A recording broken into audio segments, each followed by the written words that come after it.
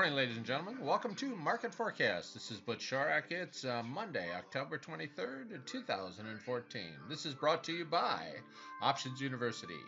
Access to this video is for educational and informational purposes only. Nothing contained in this video, website, or promotional material constitutes a promotion, recommendation, solicitation, or offer of any particular investment, security, or transaction. Options University provides educational services that are meant to teach you the risk and rewards of trading stocks and options. And we're not a service that tells you what to trade. We're not implying or guaranteeing any profit, and as always, do not trade with money that you cannot afford to lose. Well, it was a wild week for stocks, and we heard the media talking about everything from doom and gloom to bottom calling. Economic announcements for the week were solid, except for retail sales. Looking at the coming week, what do we have? 4 economic announcements. Looking at Monday, zero zippo, nothing much there. Looking at Tuesday, same source sales coming out at 7:45. Existing home sales coming out at 10 a.m. Neither of them expected to move the market with any great move whatsoever. CPI is coming out Wednesday, October 22nd. Certainly of more interest to us than the previous 2 days, as at 8:30 this announcement will be coming out. Looking at Thursday, October 23rd.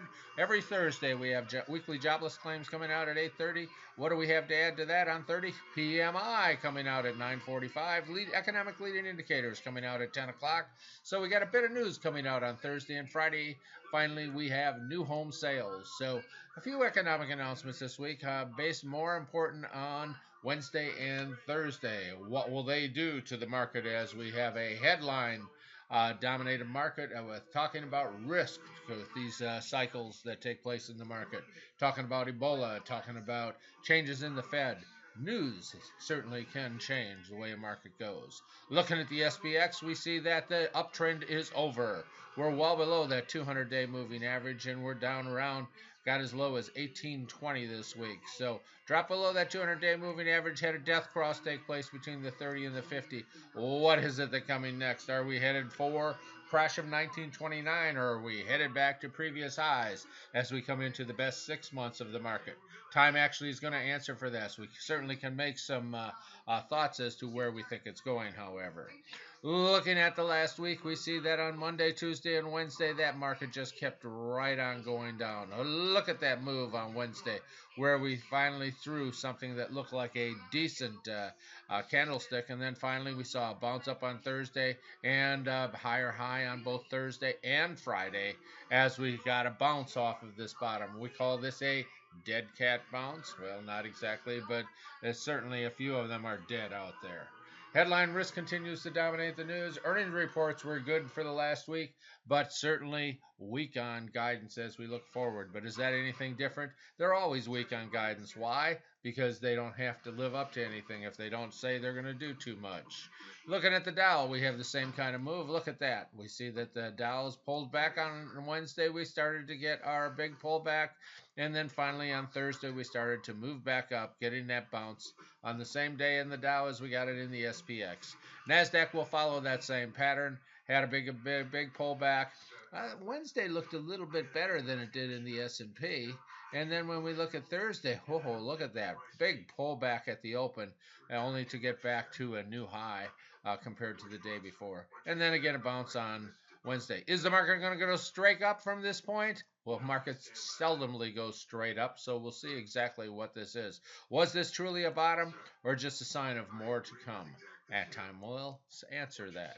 Russell 2000. I've talked many times about the Russell 2000 giving us a hint of when these things are going to take place. We're going to focus on Monday, Tuesday, Wednesday, Thursday, and Friday. These candlesticks. Now, if we looked at the SPX and we looked at the other indexes, Monday and Tuesday we're still going down. Wednesday was our turnaround day, but look at what happened in the Russell.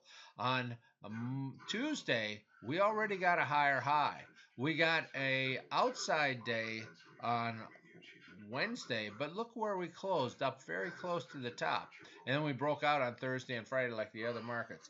These are the kind of things that you can look at for the Russell 2000, both to the upside and to the downside, as it tends to give us a little early news on what's coming. And finally, the VIX. Well, how high was the VIX? Well, it got up into the 30s, certainly, but we've certainly seen higher when back in '08 we saw this thing hit almost 100 points, which is the first time I'd ever seen anything like that. Not uncommon to see us up in the high 40s. So VIX didn't go that high, and really, what all has changed? A little bit talk about QE3 coming to an end, but certainly a minute we get in trouble, what do they talk about? QE4. So we know that there's support there with the Fed. Was this truly a bottom? Well, we will see. Looking at the bonds, well, as we expected, the bonds were picking up, kind of a flight to safety. And as the market kicked back up and bounced off the bottom, look what happened to the bonds. Bit of a pullback. The real bullish market in the last 10 years has been the bond market, which certainly has had a great move and continues somewhere near its highs. Finally, looking at gold, there was a bit of a flight to safety, but gold isn't showing us any of that bull market that we saw not all that long ago in our distant past. Looking at what volume, what kind of volume do we get? Look at the technicals here. Down, down, down, a little bit of bounce up, down, down, down, down, down. And look at what happened when we threw that candlestick on Wednesday. What did we get there? An expiration volume, exhaustion volume. It had gone far enough, giving you another hint of what was to come on Thursday and Friday as we showed that the big battle took place. The buyers and the sellers really went at each other Wednesday as we ended up with a candlestick that closed near the high of the day. Give us an indication that we were ready for a bounce. Technicals can give you a lot of information. What did the financials do? Very much following the overall market, but look at, we still haven't gotten across on the financials as we still end up with that 30 above the 50 above the 200 and closing above the 200-day moving average. That's pretty good to see out of the financials as we are moving forward. Again, the best 6 months of the market begin in October, but many times October can be very, very bad, and that's what we got. Oil keeps pulling back. Are we going to see $1 a gallon gasoline? Doubt it, but we certainly have had a nice little pullback, which the consumer is happy to see in the oil.